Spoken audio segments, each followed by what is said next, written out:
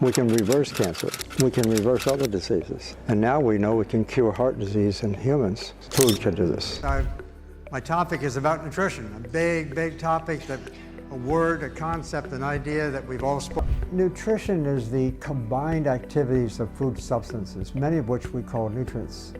Meet the remarkable Dr. T. Colin Campbell, who has spent more than 60 years in the field of nutrition and discovered the golden formula for anti-aging and longevity. Dr. Campbell is 90 years old and remarkably active, has never required medication, nor experienced illness throughout his life. He has set a track record in living a youthful and disease-free life. He was the lead scientist in the China-Oxford-Cornell project, exploring the relationship between nutrition and cancer. His groundbreaking research reveals a powerful link between food and cancer that has transformed the health industry. In his own words, good nutrition creates health in all areas of our existence. But how does he stay so fit and youthful? Keep watching till the end as he shares his exercise recommendations, morning routine, and sleep hygiene. Top 5 foods he eats to conquer aging. Top 5 foods he avoids for longevity. Top supplements you must eat to maintain good body health. It actually works, can solve problems, for individual health. He has authored 350+ research papers and 4 books, including the America's best-selling The China Study that sold 3 million copies worldwide. The key number 7 of his anti-aging program is to change your exercise routine for lifelong health and ageless vigor. Take place to exercise, which is part of the game. Try to exercise at least an hour and a half every day. On Mondays and Thursdays, he likes to go for a morning jog at Rock Creek Park. Either running, there's lots of paths here. There's Rock Creek Park, that's where the National Zoo is, and you can run that way. My topic is about nutrition, a big topic, that a word, a concept, an idea that we've all spoken about from time to time. But in reality, it seems to me that we haven't been able to find very much consensus about what that word really means.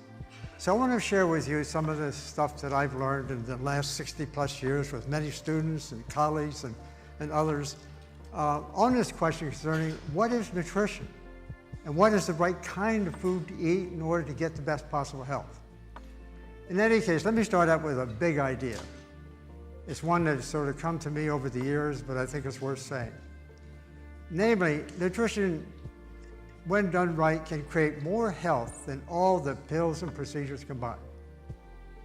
I know that's a big, startling idea, but I really mean that. If we do it right, if we eat the right food, we get away from drugs, we can be healthy. So there's a problem, basically, and this is the problem I want to address here. Nutrition is not taught in medical schools. There's not a medical school in the United States that properly teaches nutrition, hardly at all in many of them. Secondly, among the 130 or so medical specialties, which is the sort of the procedure by which physicians are reimbursed for services, of the 130 medical specialties that we now have, not one is called nutrition. So here's a problem. Here are the professionals who are supposed to be offering us their services in the area of health care are not being taught the one subject that is the most important in my view of all. And secondly, even if they didn't know something about it and they got some training, they're not really going to be able to get reimbursed for services. Therein lies some of the problem with the fact that some people, many people in this country, have difficulty understanding what this question is really all about. Of course, as I mentioned, the public is massively confused. That's one of the reasons. And it needs to be solved because there's so much to offer, actually. It's very difficult to know, quite frankly, and I think you would agree with this, that one of the problems with this issue about confusion, it's very difficult to know for the average person to know whether or not a claim, radio, TV, and conversation, or whatever, it's very difficult to know how valid that claim may be. And I'm sure many of you know that claims are all over the map, quite in contrast with each other. So, as I look back over the years that I've been involved in this, I've sort of sorted out a couple of ideas that if we stick to these two ideas alone, we'll get to that sort of land that I'm talking about where so much health can be created. First off, eat whole foods. Whole foods. Not the individual nutrients and food fragments within them. And by that I mean Running helps boost the metabolism and keeps high energy levels throughout the day. The World Health Organization has released an evidence-based physical activity guidelines recommending at least 150 minutes of moderate intensity activity, like jogging, per week to reduce death rate caused by heart disease and increase life expectancy by 3 years. Dr. Colin swims on Tuesdays to strengthen muscles. That's why he moves with such agility at his age. Swimming is a form of meditation, reducing anxiety and blood pressure levels that improves sleep quality and brain health. On Wednesdays and Saturdays, he plays golf to calm his mind. In the summertime, playing golf, I play 9 holes of golf in the morning with my wife coming along with me. The repeated swing action in golf improves the muscle memory and concentration levels while reducing cholesterol as the heart rate goes up. Most Sundays, he likes to take a casual stroll and relax, but exercise alone does not fully impact unless you combine it with healthy lifestyle choices. Morning and sleep routine. What does Dr. Campbell do at home to ensure he recovers well from exercise and reaps all the benefits?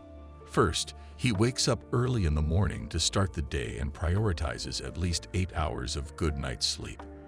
A research finding by the National Sleep Foundation reveals that adults who get less than 7 to 9 hours of sleep have higher levels of depressive symptoms and tend to be short-tempered with high negative emotions compared to those who sleep the recommended hours. When we sleep, the body and mind repair cells, consolidate memories and process emotions that subsequently helps to detox the brain. Then, Dr. Campbell drinks water right after he wakes up as it helps rehydrate your body and regulates blood flow. Drinking water on an empty stomach has massive benefits in promoting gut health and weight loss. It is also included in the skincare regime by most dermatologists. Physically active lifestyle and high-quality sleep are only part of the longevity puzzle. To truly unlock the long, healthy life Dr. Campbell highlights, you must embrace the enormous importance of a healthy diet. This is a great place to exercise, which is part of the game. Either running, there's lots of paths here. There's Rock Creek Park, that's where the National Zoo is, and you can run that way, and there's a bike trail actually going from here all the way down to Mount Vernon. Try to exercise at least an hour and a half every day, either running or in the summertime playing golf, playing 9 holes of golf in the morning with my wife coming along with me. Exercise, I just took it for granted. My younger years, I didn't formally exercise. We didn't even think about that in those days. There weren't such things as gyms and stuff like that. Right now we've got some very challenging, difficult problems across our society and with our environment. And the answer to that is simply choosing the right food to eat, period. I can't think of hardly anything more than for people to know that, get healthy, and that means physically healthy, mentally healthy, socially healthy, and aware. Foods to eat. Nutrition, if we think of it biologically, is actually using food to maintain health and prevent disease. And the typical diet that we now, in my view, believe is the healthiest possible diet is a so-called 80 to 10-10 diet. The nutrient composition having to do with 80 parts carbohydrate, 10 parts protein, 10 parts fat on the basis of an energy basis. One thing you must know, it's definitely not a vegan diet. Then what does Dr. Colin really suggest? A whole food, plant-based diet with little or no of the 3 devils. Before we get into the 3 devils, which cause cancer and multiple other diseases, we need to understand which are the top 5 plant-based foods he recommends to reverse diseases and aging. Switching to a whole foods, plant-based diet is basically eating foods in its whole intact form, which is the best form, according to Dr. Campbell. Vegetables. Dr. Campbell recommends 2 handfuls of vegetables per meal, in particular spinach, kale, and broccoli. His typical lunch is a salad made with 90% of green vegetables, as they are rich in minerals, vitamins, and fiber. According to a Harvard research article, eating vegetables daily significantly reduces the risk of high blood pressure, cardiovascular diseases, and even dementia. Kale is rich in vitamins C, A, and K, high in beta-carotene and lutein that promote strong bones and liver health. 1 cup of raw spinach has 23.7 grams of magnesium and 167.1 grams of potassium that builds a strong digestive system and immunity. Broccoli. The nutritional benefits of broccoli are intense, which includes potassium, iron, calcium, and vitamin C that prevents anemia, cataract, and arthritis. Broccoli contains glucosinolates that reduce the risk of cancer development in the body, according to research by the American Medical Cancer Association. According to Dr. Campbell, nutrition controls cancer development. Legumes are the best source of fiber and protein as it contains iron, copper, zinc, and phosphorus. Dr. Campbell and his wife add legumes in everyday cooking, whether it's chickpea, beans, lentils, or peas.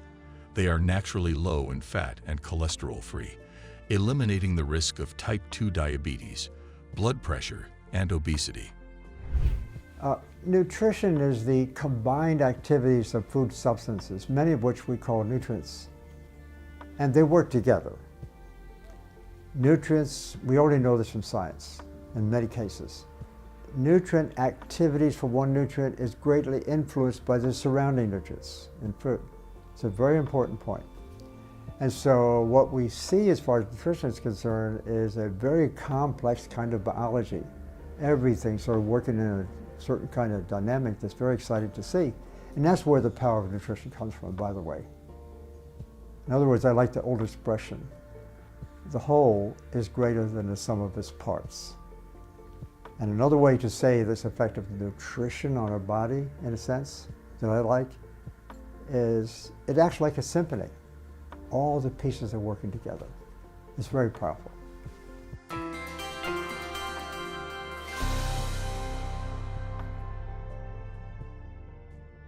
The rate at which cells grow, the rate at which the carcinogen comes into the cell, the rate at which all kinds of things occur. You know, eventually the rate at which it binds the DNA, the rate at which it causes mutations, it produces growth factor and so forth and so on. We got really caught up in that. And the more I saw, especially the number and the variety of mechanisms that were involved, I said, wait a minute, this is pretty overwhelming.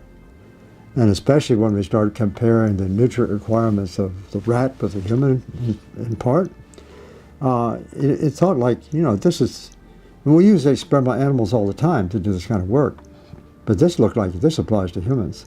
The more we got involved, I said, oh my gosh, you know, casein, if we use the criteria that is used for determining what's a carcinogen, casein is the most relevant chemical carcinogen ever identified. Make no mistake about it. And the data support it. So all of a sudden now we're focused on casein. But I didn't want to stop just with casein. I wasn't interested in the milk question, really. I was interested in the casein thing. This casein looked really interesting. So then we tried some plant proteins. Didn't do it. We also worked with levels of casein as a source of animal protein, for example. And what came out of all that work over the years was we learned a lot of principles. And we aggregated them all together. It tells us a picture. Here's how cancer works. Here's how nutrition comes into play, in this case protein. But we did it with dietary fat and pancreatic cancer as well. Not as completely, but we were using, I was just interested in the mechanism, how this darn thing works. But we just happened to be using casein. And finally you get to a point and say, wait a minute, this is too much. I'm coming from a dairy farm. You know, and to run into that and to tell my colleagues, this is what we're finding, you know, that wasn't the easiest thing to do. But we kept getting funding from NIH.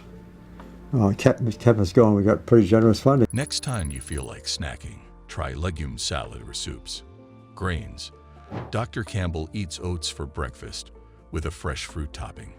Other times, his wife cooks a deliciously healthy whole grain pancake with fruit puree or maple syrup. His advice is to eat 1 cup of whole grains daily to stay healthy.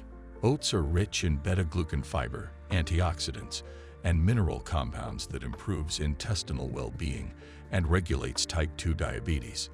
Instead of white rice, he suggests eating whole grain rice for dinner in moderate amounts to reap full anti-aging benefits. Fruits and berries.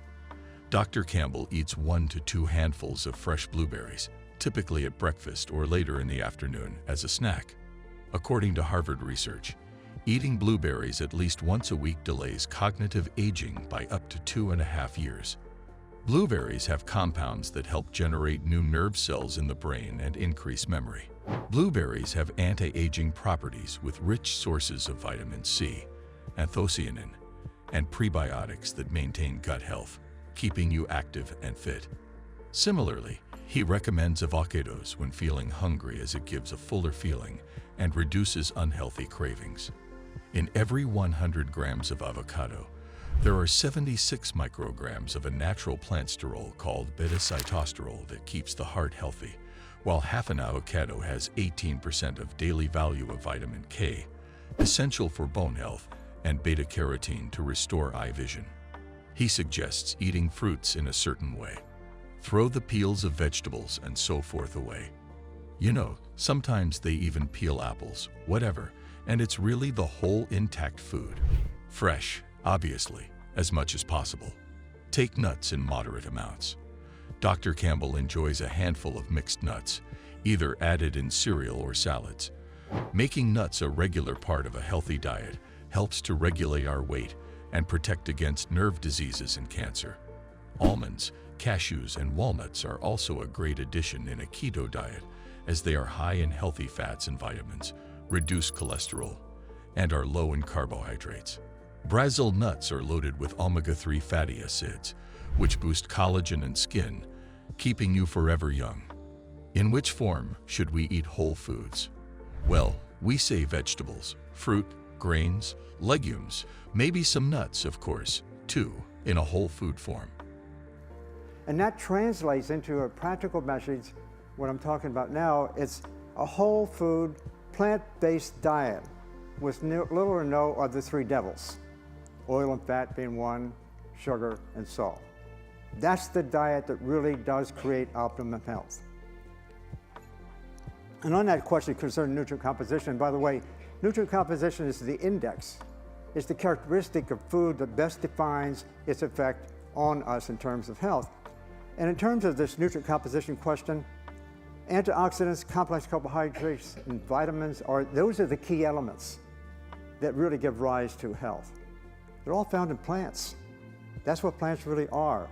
Plants make these things. Animal foods don't make these things. We might see little antioxidants in animal-based foods from time to time, but that has to do with the animals having eaten that kind of thing before they were slaughtered. Fat and protein are essential elements, absolutely essential elements. But it turns out that plants have around 9–11% or so of their, on average. Animal-based foods have quite a bit more. So there's the distinctive difference between animal and plant-based foods. There's another class of foods that's crept into our society too in more recent decades that has to do with processed foods. Processed foods, their nutrient composition is all over the map. It depends on how one combines pieces of the other groups of foods. Processed foods also are not good because they tend to be very high in salt, sugar, and fat, the 3 devils. So I come back to my main point is whole plant-based foods that really are doing the job for us. Now, when people think about whole plant-based foods, we've known for a good long time, our grandmothers told us, our mothers told us that it prevents future disease. But it's not only about using this diet to prevent future disease, and here is the kicker. Here is the thing that really matters that the public tend not to know. It's also about using this same kind of diet to actually treat existing disease. And I think this is a really important concept because it goes right to the core of what our healthcare and medical care system is all about. Here's a list of diseases, for example, that one can find in the legitimate scientific literature, in the peer-reviewed literature. Here are diseases that have been documented to be affected by a whole food plant-based diet. That is to say, this kind of diet prevents, suspends, that means stops the further progression, or cures all of these diseases. We can now cure heart disease in fairly late stages. We can cure type 2 diabetes in a very short period of time. I have spent more than 50 years in this field as an experimental researcher, if you will, in the area of nutrition. And I want to share with you a little bit about where I came from and why I think the way I do now. It's controversial for some, but nonetheless, I really believe in the data that we've obtained. Initially, I was involved in investigating nutrients on a one-by-one basis, and still today, that's the way research tends to work. Looking at one thing at a time, just one thing at a time. But over the years, I finally came to the view, and this is really where the punchline is here, this is where the power of nutrition really exists. Nutrition should be recognized as the holistic effect of countless nutrients involving countless diseases, working through countless mechanisms. Now I want to share with you just some, as I look back and sort of ask myself, how did I sort of get to this place? Because I didn't start here in my career some 50 years ago. And I want to share with you just a few observations that were taken from my own research quite a number of years ago now, 30, 35 years ago, that kind of set the stage in a way for developing some principles that apply to what nutrition and health really is all about. This model I'm going to be telling you about in the next 3 or 4 slides here involves a laboratory animal model, laboratory rats in this particular case, that have been genetically programmed to get cancer. And so let's see what do we see. I'm interested in this particular case here to see what effect nutrition might have on that model, where the genes are there to create the disease. And then what I'm saying about that is that we can grind them up if we want to, or whatever we do with them. We can cook them to some extent. That's not a big deal. It's just a fact of keeping the whole thing intact. But eating the right foods in the right form still doesn't fix anti-aging, unless we also avoid the foods that Dr. Campbell recommends. Foods to avoid. Animal protein. First off, cut out animal protein from your diet. According to his best-selling book, China Study, eliminate all forms of animal protein that includes red meat, pork, lamb, and beef, as it causes cancer and several other diseases like Parkinson's, lupus, and heart strokes. This is what happened when Dr. Campbell conducted a laboratory experiment. When we feed, in this particular case, an animal that has the ideal levels of protein, that being about 20% of total protein, when we feed a diet that is 20% diet of protein, these cancers are growing well the first 6 weeks in those animals. In contrast, when you feed a diet of 5% diet of protein, they don't, even though they've been genetically programmed to get the disease. So what happens when we eat 5% of protein rather than 20%? Switch the diet back and forth between 20% protein and 5% protein. You can see it there. We could get to a point where we could turn on and turn off cancer development.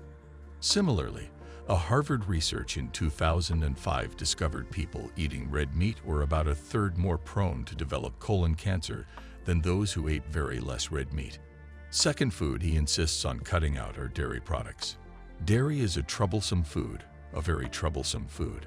Casein is the main protein of cow's milk. Why is that important? Well, soy and wheat protein, for example, does not increase cancer development like does casein. Dairy turns on prostate cancer, and Dr. Campbell says those who consume the most dairy have up to double or quadruple the risk of cancer. Cow's milk protein, casein, is a chemical carcinogen that is more relevant than any other carcinogen identified so far. The higher the fat intake, the higher the breast cancer risk. The lower the fiber intake, the higher the cancer risk for colon cancer and rectal cancer. Say no to sugar. Sugar accelerates aging. There is simple scientific logic. At the end of each DNA strand is a little cap called a telomere, which protects our DNA from damage. Every time our DNA is read and duplicated, those telomeres shorten. Sugar shortens our DNA strands, making us age quickly. Whenever Dr. Campbell feels a strong urge to eat sweets, he sneaks a few chunks of very dark chocolate combined with some figs or raisins. I just wanted to get your thoughts on a raw food diet, especially one that is high in fruits as the calorie source. What is your opinion on that? Yeah, I mean, I guess I got sort of two answers in a sense. Sure. I think the best food is the food that actually you take from the ground, Mm-hmm. in that form. And because that kind of food, the raw food, Mm-hmm. is going to be the kind of food that has all the right combination and the right amounts, more or less. Right. The right kind of nutrients. I mean, there's some that's not quite true because nutrients of some plants of these days may not necessarily have as good a nutrient composition as what they may have had in the past. So Right. I want to temper that comment a little bit, but nonetheless, the whole plants, that nature grows, Yeah. that's the best form, in the raw food form. So what do? Most people end up cooking some of that. Most people will treat it in various ways. Most people will take pieces out, Mm-hmm. of those plants, maybe put it back together and all that kind of stuff Right. into processed foods. So I think the best idea, theoretically, is raw foods. Okay? Yeah. On the other hand, if I ask myself, and some of this research has been done, it's virtually impossible to get good health data on people who, let's say, have been 100% raw food Mm-hmm. compared to people who have much less raw food. We haven't done that kind of research. Yeah. It's very difficult, because especially it's difficult in the sense that not only do we not have a good control of how much people are using of each kind of food, Right. but the real effects that might occur are going to be those kinds of things in the future. And that's going to take years. Yeah. And then, try to do that research, you can't be sure how long somebody's been doing it. So the science at the present time doesn't really necessarily support Right. the raw food. And so as a result, it allows for some confusion and it allows for debate. Mm-hmm.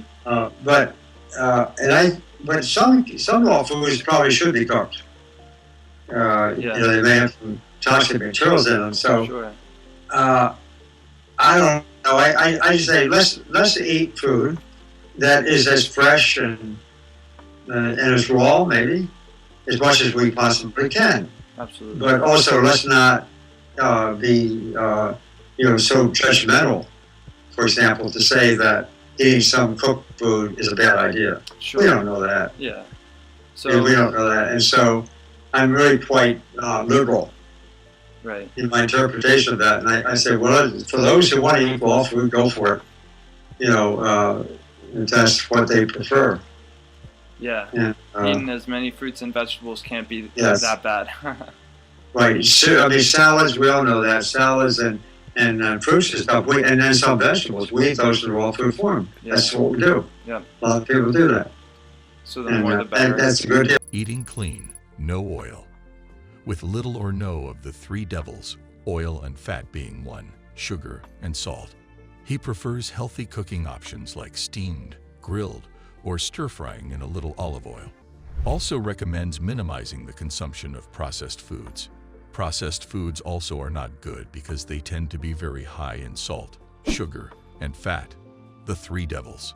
Processed foods are high in artificial colors, flavors, or other chemical additives that contribute to obesity and chronic diseases like diabetes and heart problems. Next time you drink a soda or eat those frozen pizzas, you better think hard. Supplements.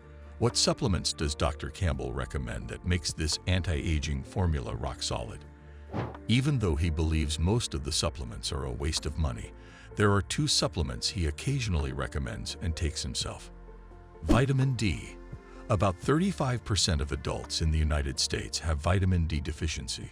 Despite eating a balanced diet, increasing the risk of bone pain, infections, and chronic fatigue. Taking 20 micrograms of vitamin D supplement daily in adults improves bone health and muscles. Vitamin D also reduces cancer cell growth and inflammation. B12. Vitamin B12 deficiency common in older people leads to deep depression, paranoia, memory loss, joint pain, and breathlessness.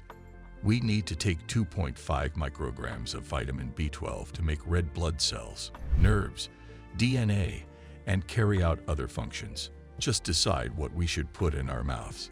A whole food plant, vegetables, fruits, grains, and legumes.